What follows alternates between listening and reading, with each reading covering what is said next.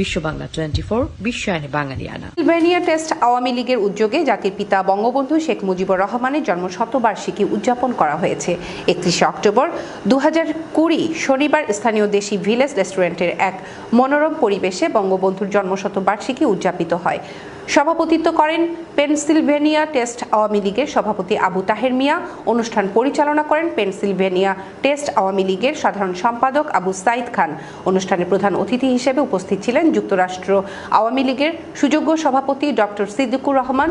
অনুষ্ঠানে বিশেষ অতিথি হিসেবে উপস্থিত ছিলেন যুক্তরাষ্ট্র আওয়ামী লীগের অন্যতম সদস্য শাহনারা সিদ্দিক, পেনসিলভেনিয়া টেস্ট আওয়ামী লীগের উপদেষ্টা সাবেক সভাপতি আব্দুল হাই মিয়া, বিশিষ্ট গীতিকার গাজী আব্দুর রাজ্জাক, ডক্টর আশিস রায়, মিজানুর রহমান চৌধুরী, শান্তিপদ দত্ত, ইমদাদ সরকার, অরুণ কুমার দাস, ট্রাই কাউন্ট্রি আওয়ামী লীগের সভাপতি প্রফেসর খায়ের মোহাম্মদ মিয়া।